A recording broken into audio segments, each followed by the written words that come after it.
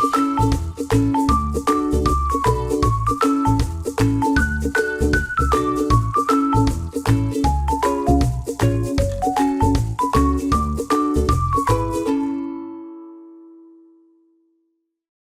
everybody. I hope you're having a wonderful Wednesday. It's very rainy here, so I've got my computer connected to my hotspot on my phone just in case something happens with my power. But, it wouldn't be a webinar if there wasn't some sort of technology issue that we have. I think everybody, we started using it back in 2020.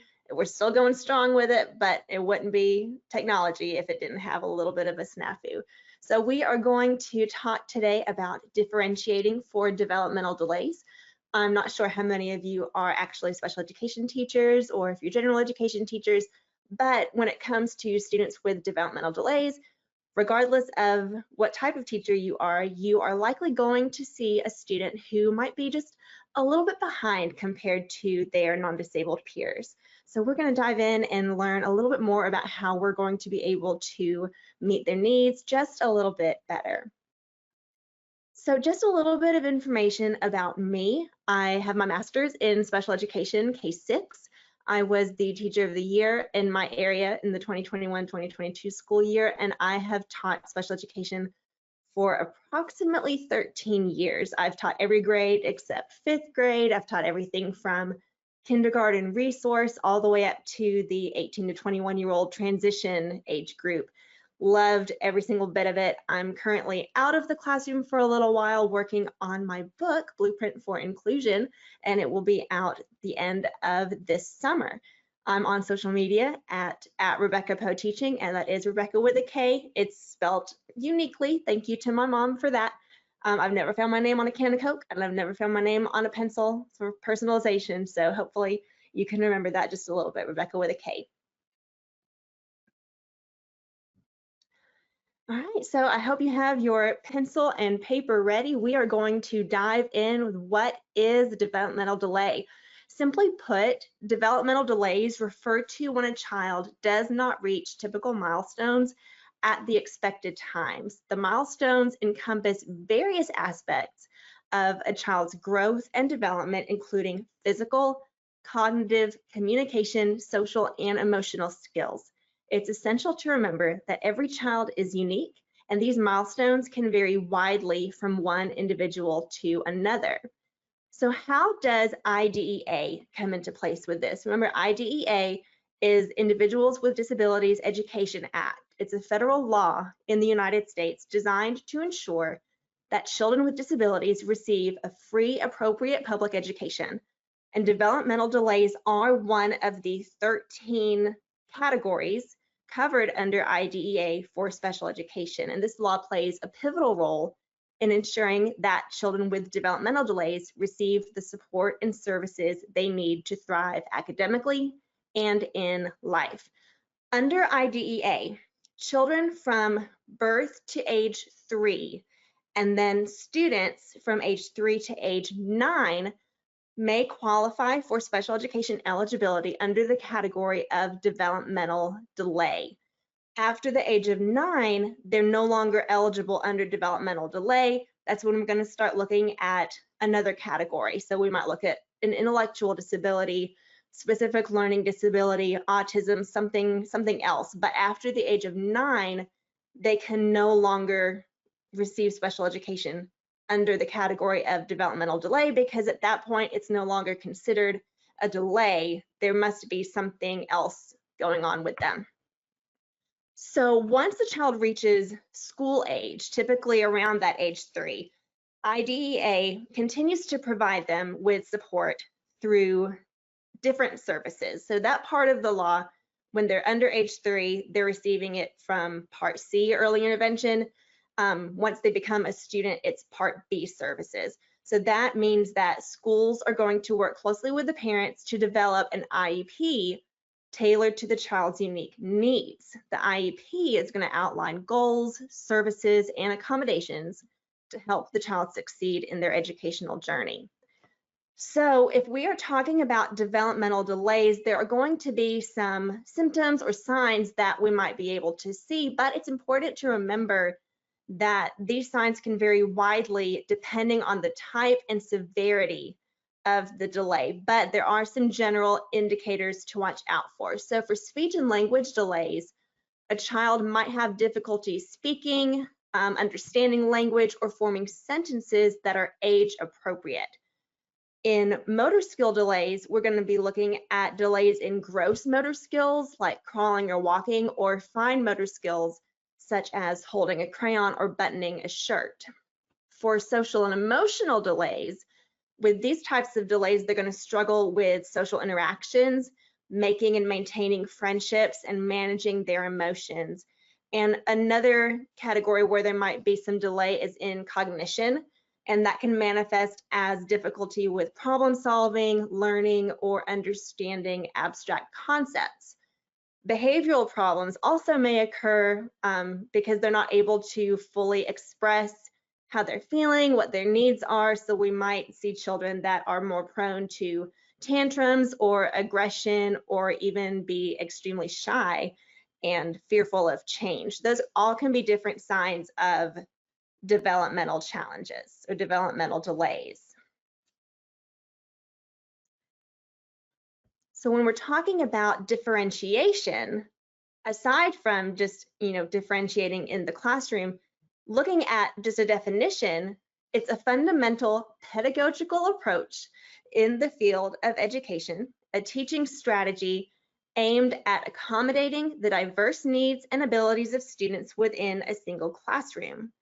The central idea behind differentiation is that each student is unique with varying learning styles, interests, strengths, and challenges, and therefore a one-size-fits-all approach to teaching may not be effective in meeting all of their needs. It's differentiating something from the one to the many, or the simple to the complex. It's just different ways and different approaches that you can teach a concept. In the context of developmental delays and IDEA, differentiation becomes even more critical. Students with developmental delays often require specialized support to access and make progress in the curriculum. And there are several different key aspects of differentiation. The first is individualization. So differentiation involves tailoring instruction to meet the specific needs of each student, which means recognizing that some students may need additional support, modifications, or accommodations to access the curriculum successfully. It can also include flexible instruction. Teachers employ various teaching strategies, materials, and resources to address different learning styles and abilities. For example, you might use visual aids, more hands-on activities, or technology, if you have technology in your classroom, to engage students with developmental delays effectively. Another aspect is varied assessments. So assessment methods need to be adapted in order to accommodate students with different abilities. This could involve using an alternative assessment, like student can make a portfolio. You can assess the student verbally rather than having them write their answers, or it could be a performance-based evaluation rather than relying solely on a traditional style test like the paper pencil style test. Grouping strategies is something else to consider. You might consider grouping your students based on their learning needs or abilities. Flexible grouping allows students to collaborate and learn from one another while receiving the level of support they require. Another option for grouping students is mixed ability grouping, which, depending on the situation and the circumstance, both types of groupings can be very effective, because with one grouping strategy, when they're similarly abled, they are able to all have their needs met. They're all working toward the same thing, And with mixed ability grouping, they're able to learn from each other a little bit more. You have some students who are stronger in areas than others, and they're really able to, teach their peers, learn from their peers, and that peer-to-peer interaction is so important. Differentiation also allows for the adjustment of pacing of instruction and depth of content. So some students, especially with developmental delays, might need more time to grasp certain concepts, or they might benefit from a more in-depth exploration of a topic. Regular assessment and feedback can help you monitor your students' progress and adjust that instruction accordingly. For students with developmental delays, this ongoing assessment is crucial to make sure that they are making steady progress. And finally, collaboration. Teachers often collaborate with your special education teacher counterparts, with your co-teachers, paraprofessionals, therapists, parents, everybody working together to develop and implement the IEPs for students with developmental delays. And this collaboration ensures that the students' unique needs are addressed comprehensively. So in the context of IDEA, differentiation is an essential component of providing a free, appropriate public education to children with disabilities. It aligns with the spirit of inclusivity and equity, ensuring that all students, regardless of their abilities or their challenges, have access to that quality education. Meeting the unique learning needs of students with developmental delays requires dedication, empathy, specialized strategies, everything that we know to do and that we want to do. So we're going to talk a little bit more about how teachers can go above and beyond to create that inclusive and supportive classroom for our students with developmental delays. So the first and foremost crucial step in addressing those unique needs is the development of the IEP. This personalized document outlines specific goals, accommodations, services, everything that's tailored to the student's ability level and their specific needs. So the IEP is going to be their blueprint, basically, for guiding the teachers and the students in order to ensure that all of our students are able to make progress through the general education curriculum. Teachers often employ a wide range of teaching strategies to cater to the individual learning needs of the student, which might include modifying assignments, offering alternative assessments like we talked about, or providing additional support during lessons. For students with developmental delays, this might mean breaking down complex tasks into smaller, more manageable steps. It could incorporate UDL, Universal Design for Learning, which is that framework that emphasizes creating flexible lessons to accommodate the needs of all students from the outset of that lesson being developed. It encourages educators to offer multiple means of engagement, representation, and expression. For students with developmental delays, this can mean providing visual supports, incorporating hands-on activities, or offering alternative ways to demonstrate understanding. Effective collaboration is another piece of the puzzle that is absolutely essential. It's not just collaboration between teachers, but also between parents and teachers and support staff and all of those related service providers to ensure that the strategies that are in place are meeting the child's needs. Regular communication is critical, again, between special education teachers and general education teachers and parents and service providers and therapists, and the list goes on and on. That collaboration and communication is absolutely essential when it comes to helping the child be as successful as possible within the classroom. Utilizing assistive technology tools can also be a game changer for students with developmental delays. These tools can provide communication support, help with organization and planning, or they can offer individualized learning experiences tailored to the student's strengths. Recognizing that students with developmental delays may face unique social and emotional challenges, teachers can often incorporate different strategies to support their students' emotional well-being, including creating a safe and inclusive classroom environment, teaching and practicing self-regulation skills, and promoting social interaction through structured activities. Again, regular assessment and progress monitoring, absolutely essential for adapting instruction to the child's changing needs.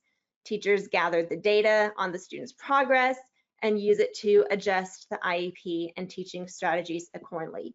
And if you are an ESGI teacher, you know how awesome ESGI is when it comes to helping you gather that data and store it and process it and everything that you need in order to make the most informed decision as possible.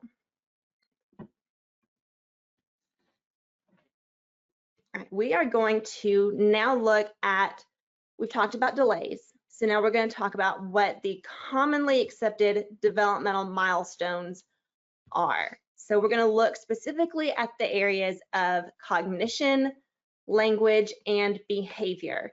And I've got a couple of videos that we're going to watch. They're very brief, very short, but I thought maybe they would make a little bit more sense coming from a video source rather than me just saying them to you. So we're going to take just a moment to listen to the commonly accepted developmental milestones. Cognitive development refers to your child's ability to learn, think, and problem solve. While every child develops at a different rate, typically by the age 6 and 7, your child's ability to learn shifts through learning through observation and experience to learning through language and logic. They're now involved in abstract thinking. They have reasoning skills. This is the time where you want to get them really engaged in more complex problem solving. Think of games like Clue, the whodunit. This is a great way for your child's mind to continue to make those connections and to learn even more. At this point, also, your child will be able to make the right decisions. They have a much longer attention span. They know the days, the months, the seasons, and they're really able to use much more complex problem-solving skills. So this is really, again, a great time to encourage those skills to emerge and grow by playing games, again, such as Clue, Battleship. Anything involving this more higher level thinking is really a great way to get them to continue to learn and grow. All right, so that was the area of cognition, and I love that she mentions Clue specifically. That is one of my favorite games to play, and it's one of my daughter's favorite games to play as well. We actually played it a couple nights ago. It's so funny to watch her. Like, you can actually see the little wheels spinning, and I love it. I love watching her think. So the next area is going to be on language.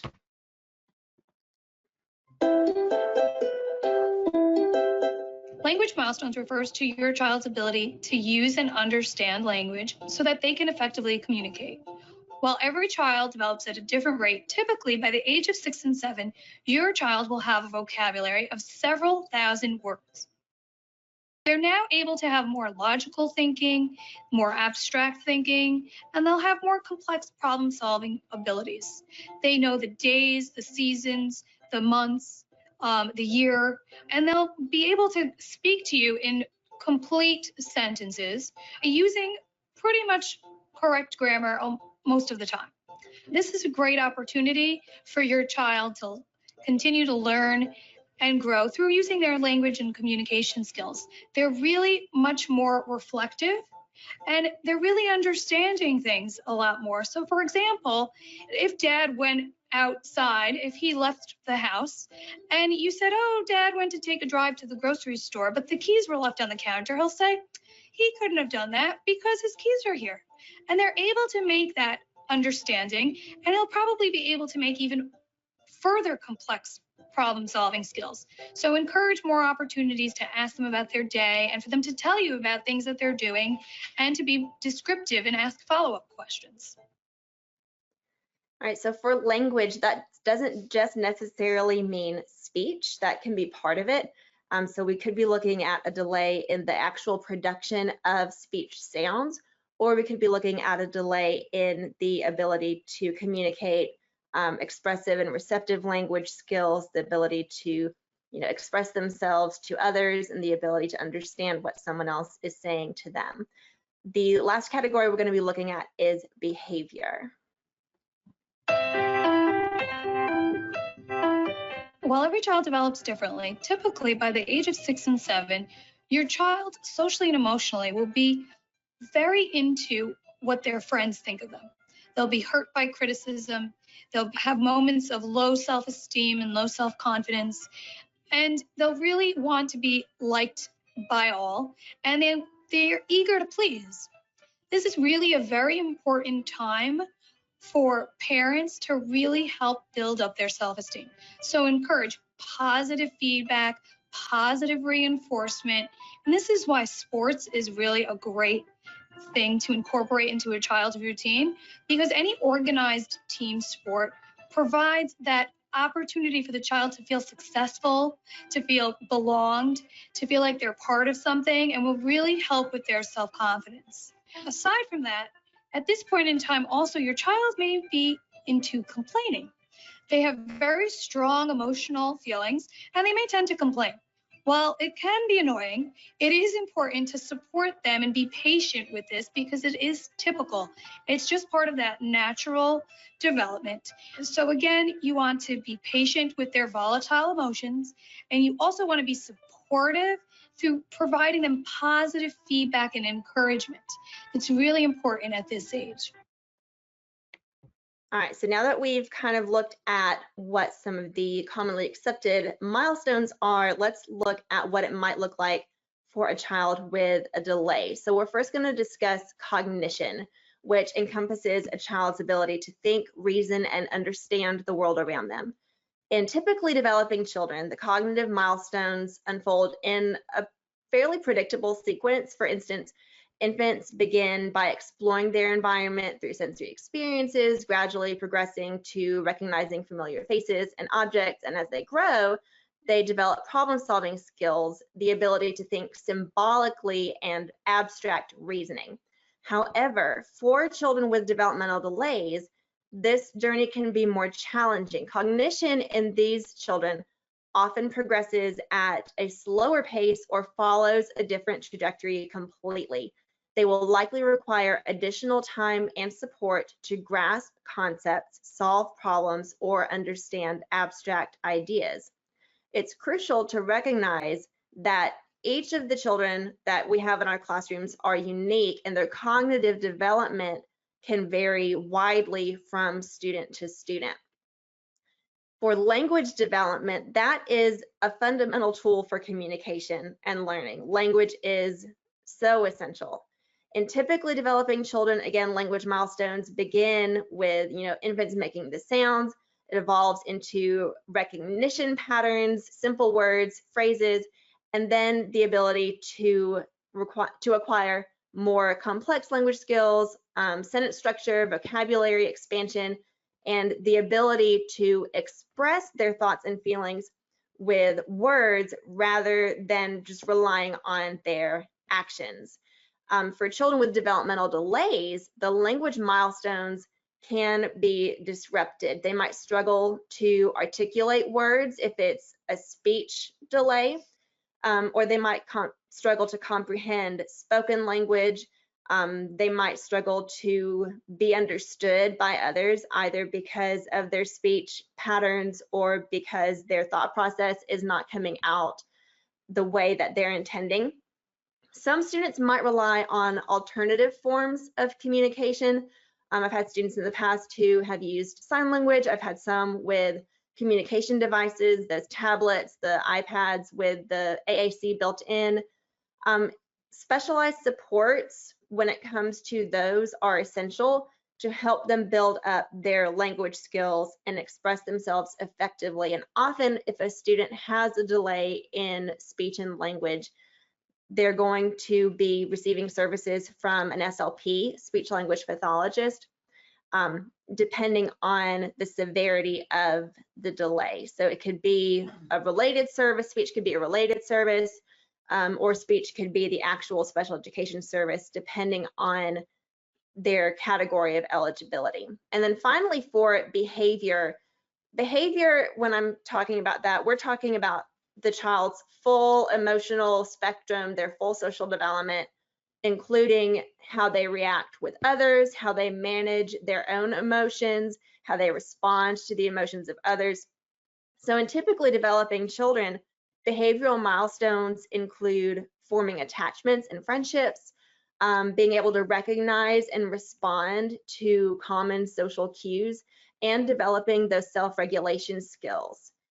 For children with developmental delays, I'm sure we've seen some in our classrooms, especially within the most recent years.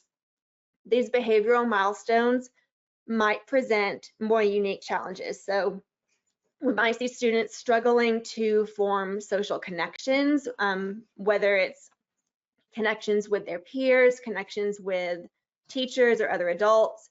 They could struggle with emotional regulation, and they could exhibit behaviors that require significant support. So it's crucial to understand that these behaviors often stem from communication and sensory processing difficulties and not necessarily intentional misbehavior. So for a student with a developmental delay who you're seeing have more tantrums, more outbursts, it could be stemming from a lack of an ability to make themselves understood or a lack of a way to communicate appropriately. When it comes to teaching, the concept of differentiation is one of the cornerstones for inclusive education. It recognizes that every student is unique, possessing varying learning needs, different strengths, different interests, and to address the diversity, educators employ differentiation strategies in 4 primary areas. We've got content, processes, products, and the classroom environment itself. And these pillars of differentiation provide a comprehensive framework for tailoring instruction to meet the specific requirements of each student, ensuring that learning is accessible, engaging, and meaningful for all. So we're going to go a little bit more into each of these areas to talk about how they can enable educators to create inclusive classrooms. So we're going to start with content. One way to differentiate content is by utilizing a variety of teaching methods and resources that cater to different learning styles. So some strategies might incorporate concrete, symbolic, and abstract examples, along with the use of images, pre-teaching, reteaching, and multisensory resources. Differentiating content really begins with understanding that students have different levels of readiness and different ways that they process information. So one thing we can do for these students is to use different types of examples, concrete, symbolic, or abstract. With concrete examples, these are real life, tangible representations of concepts. So for instance, if we're teaching fractions, we might use actual slices of pizza to demonstrate the concept of fractions. It can make it more concrete. They can get their hands on it. That's something that they're able to relate to. I can't think of a child I know right now who's not a huge fan of pizza. A step down from concrete would be symbolic examples. And the symbolic representations would involve like symbols, numbers, letters to represent concepts. In math, this might involve using mathematical symbols and equations to demonstrate the principles. And then finally, we get down to abstract. And this is going to mostly be for your more advanced learners, because being able to grasp abstract concepts takes a little more cognition than some of our younger students are able to process, than some of our students with developmental delays are able to process. So the abstract examples are just the concepts and ideas rather than actual representation. So like if we're talking about literature, for example, analyzing the theme would be something that's more abstract. If we're reenacting a story or using dolls or figures to act out a story, that's more hands-on, that's more concrete. The abstract examples would be more just the ideas behind what we're doing. And again, that is something that in all likelihood, most of our younger students aren't going to quite be there just yet. So the symbolic and concrete examples is really going to be our wheelhouse. Another option that we have is incorporating images and visuals into content delivery. This can really enhance a student's comprehension, but also it can increase student engagement. So we might use visual aids like a chart or a diagram, an infographic. These are all things that can make those abstract concepts more tangible. So like if you're doing a unit on geography, you might want to use like a topographical map, like where it's raised, where the mountains are raised up and they can feel it. Just different ways that they can get their hands on something rather than just looking at a map or hearing about a country, just something that they can look at that is more concrete. And then we've also got pre-teaching and reteaching. That whole principle is based on the fact that the students in our classrooms all have different levels of prior knowledge. Some students have a lot of experiences that they've been able to go through. Some students haven't done quite as much as the others. So their level of prior knowledge or their level of being able to relate to something can be very different depending on their level of experience. So with pre-teaching, before you introduce that new content, you can pre-teach skills or introduce some background knowledge to ensure that all of your students are on the same page, and that can help prepare them for the upcoming material and bridge any of the knowledge gaps that they might have. And then on the flip side, reteaching involves revisiting and reinforcing content when students struggle to grasp it initially. So that's going to let you provide additional support. It's going to let you provide clarification and really make sure that every student has a solid understanding. And when you pair those together along with teaching the material, you are really helping that student to grasp the concept on a whole different level, because now they're able to relate it to something that they know with that pre-teaching, and then with reteaching, you can make sure that it's something that they are grasping, that they understand. My favorite way to teach, and I've presented full sessions just on this, is with multisensory instruction. With multisensory instruction, the students are getting their hands on something. Again, you're making an abstract concept more concrete. And by incorporating multisensory instruction, students are able to learn information faster and retain it longer than by only using a visual resource or by only using an auditory resource. When you pair all of those together, you're activating all those different areas of their brains. They're able to make those connections that last longer. So after content, we'll look at processes. Make sure this is going to go. There we go.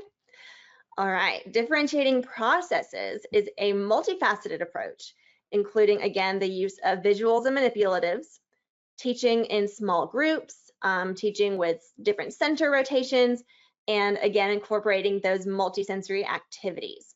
So with visuals and manipulatives, we can use, again, the visual aids, charts, diagrams, graphs, and videos.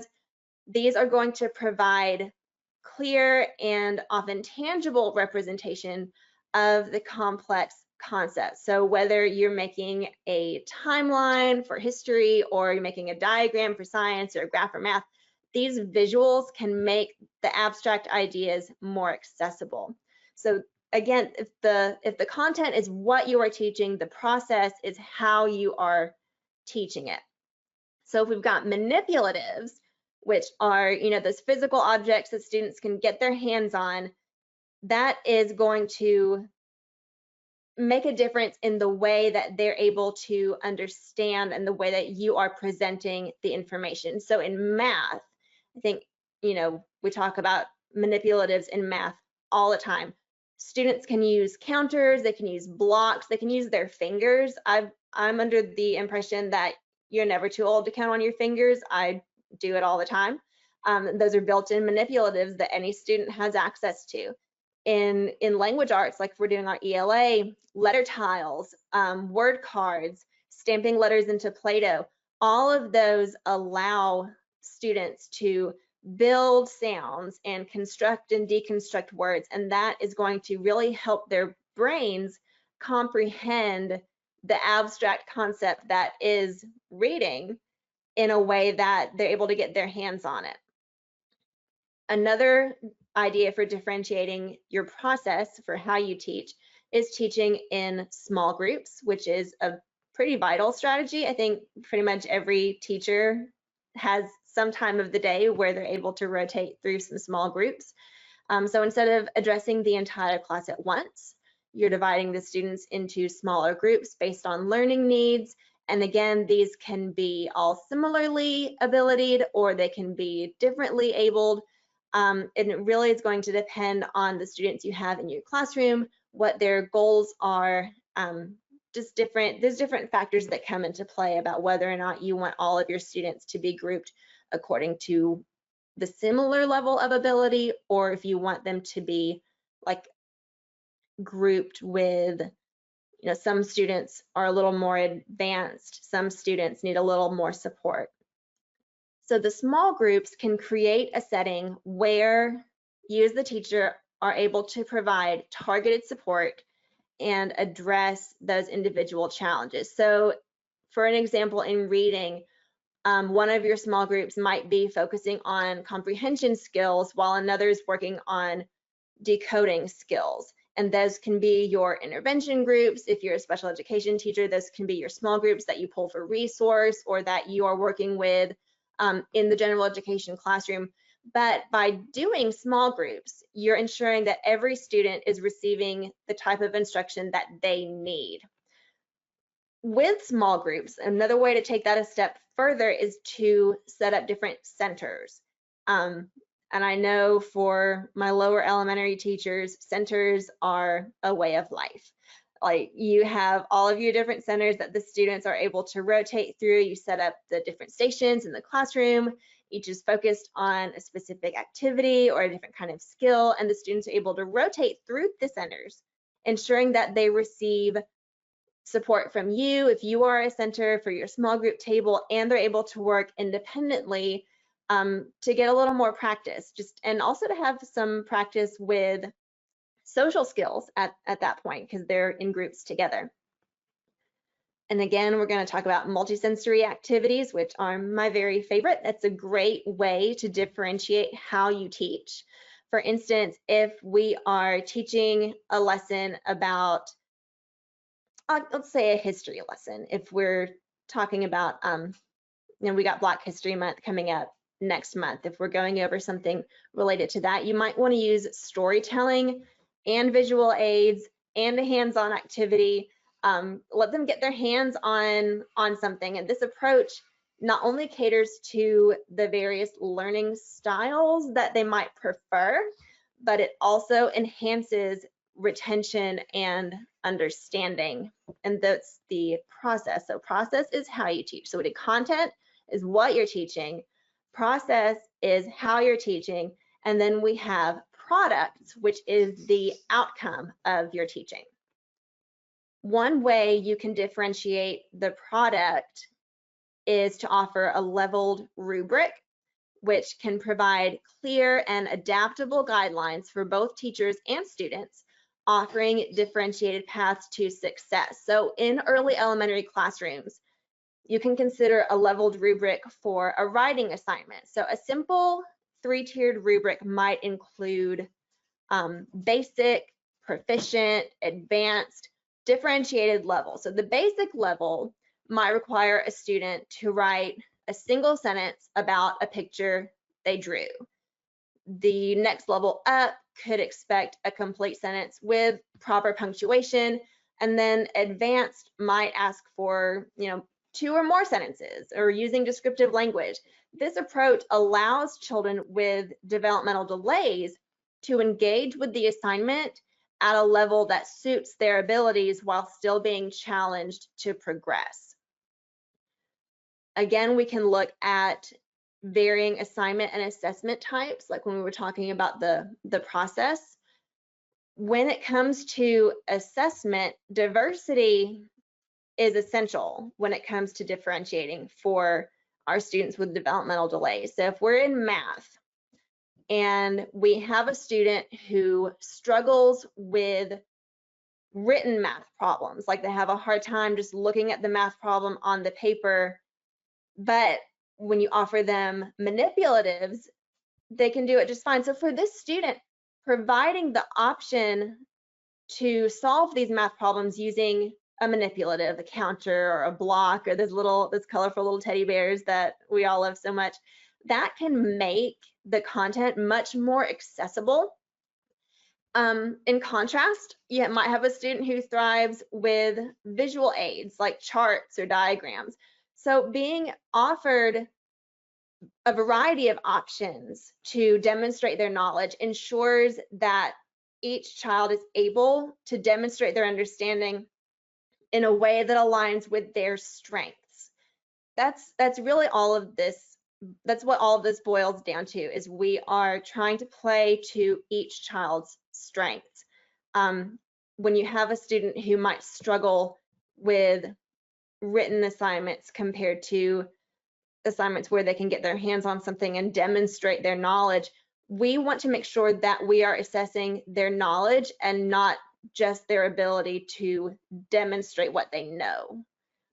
Like, we want to know what they know, not how well can they show us what they know. Another option for a differentiating process is to chunk assignments into smaller parts. So if you have a big assignment, like if you're in reading and you're working on comprehension, instead of asking the students to read that whole story at once, or reading the whole book to them all at one time, break it into smaller sections. For a child with a developmental delay, this approach simplifies the task, which is going to make it less overwhelming. It's going to allow them to focus on one section at a time. It might reduce some anxiety that they have, and it can also build a sense of accomplishment as they complete each part. You're offering them more opportunities for success. It's important to remember that differentiated assignments and assessments are not about lowering expectations. Okay, we're not reducing what is expected of the student. It's about recognizing and accommodating different learning needs. So by implementing these strategies, we're not only making learning more accessible for students, but also promoting that culture of inclusivity.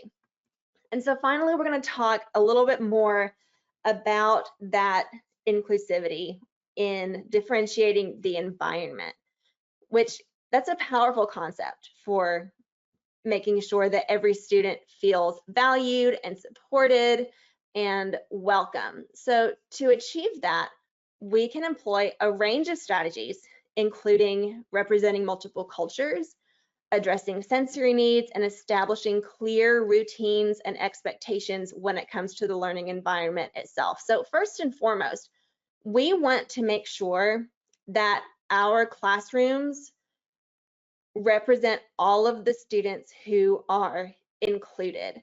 That is something that's essential everywhere, but especially when it comes to setting up an environment where students need to feel safe in order to learn. A student who doesn't feel safe and doesn't feel a sense of belonging is not going to be a student whose academic progress is as successful as someone who does.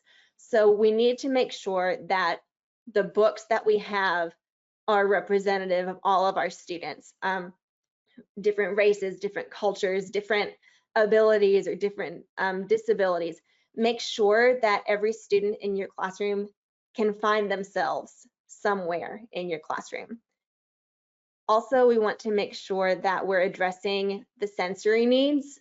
For children with developmental delays, different sensory experiences can play a crucial role in not only their learning, but their well-being, because you want to make sure that the environment is sensory friendly for those students. So one thing you might want to have is a specific area that is like a calm down corner. I've heard it like a quiet corner, a calm corner, where students can go when they need a break, or opposite of that, you might have students who need more sensory input. So you might have an area set up with cushions or, pillows, different kinds of toys that they can like really get their hands on and squeeze and get that, sensory input that they're looking for. It's going to depend on the specific needs of your students, whether they need that sensory break or they need that sensory input. And if you have a student who does have sensory needs, talk with their special education case manager. A lot of students with sensory needs, not necessarily a lot, but in my experience, I've seen several students who have had sensory needs that also receive related services in special education with an occupational therapist.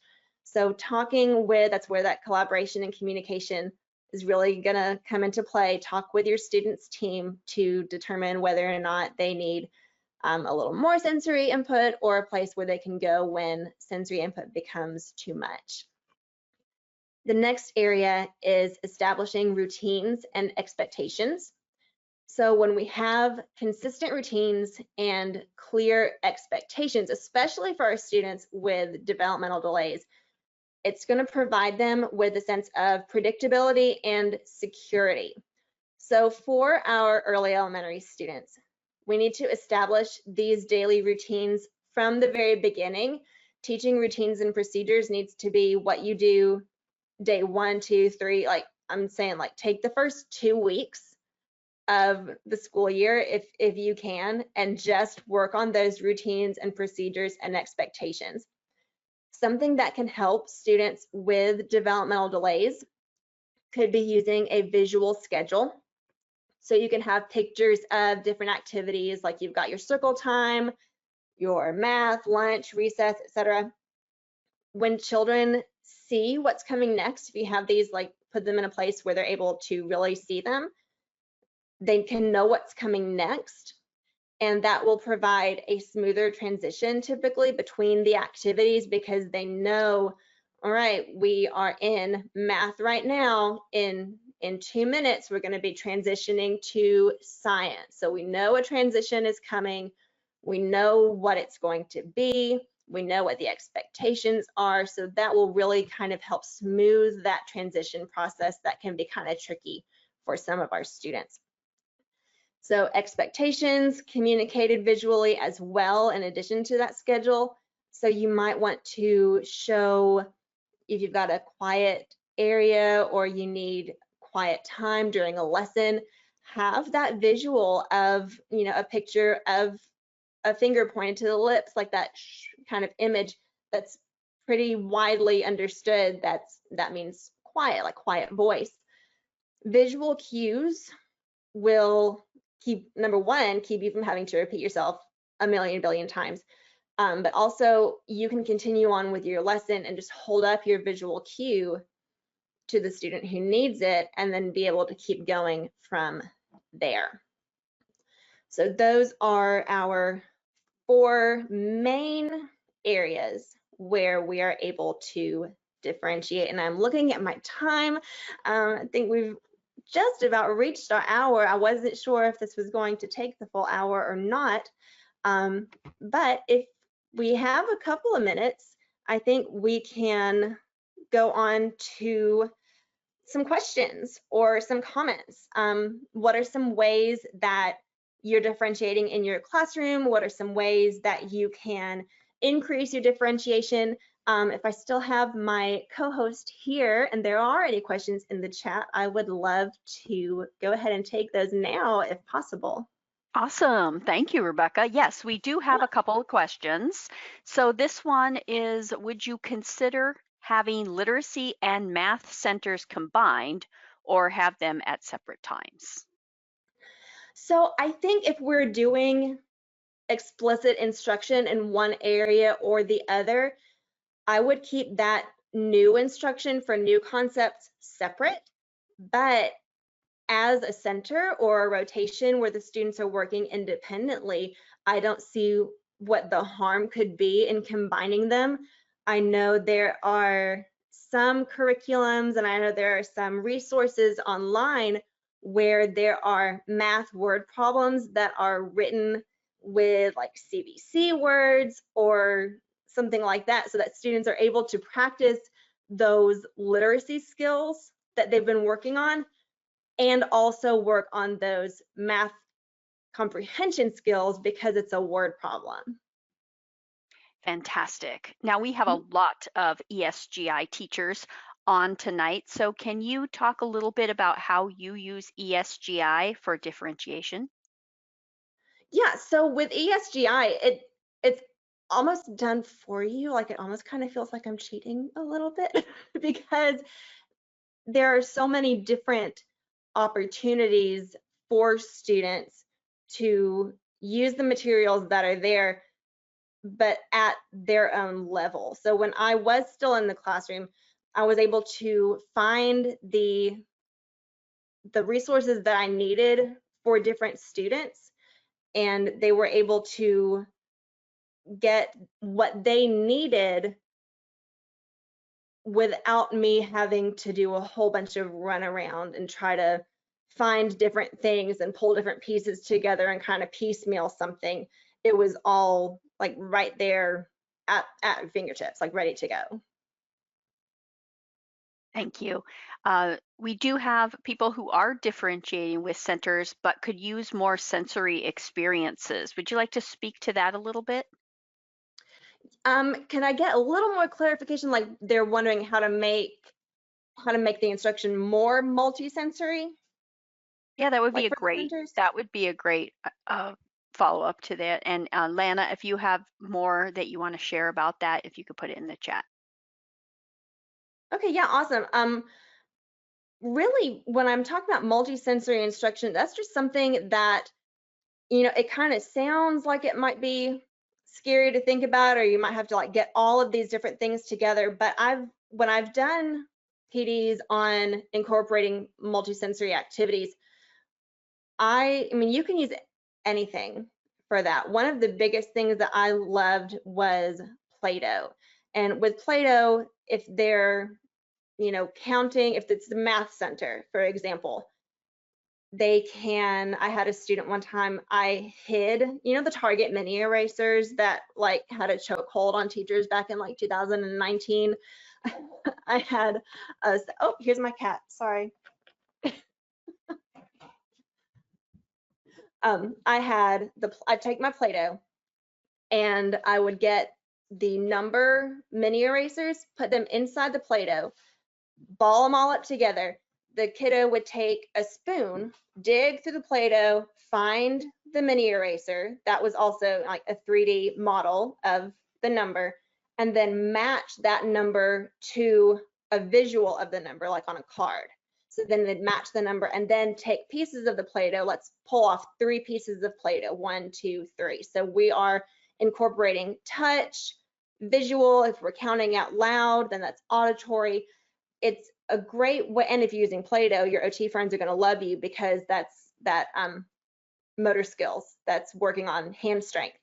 But that's just a way to make a concept more concrete. So we're not just looking at the number 3, we're touching the number 3.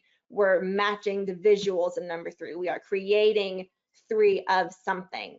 So it's just a way to make, again, I know I'm repeating myself, but we want to make those abstract concepts more concrete for these kiddos. Fantastic. Well, that's all the questions for tonight. Thank you so much, Rebekah, for presenting this awesome information today. ESGI is proud to sponsor these webinars every month. Follow ESGI's YouTube channel to watch previous webinars. Thanks again, Rebekah, and everyone, have a good night.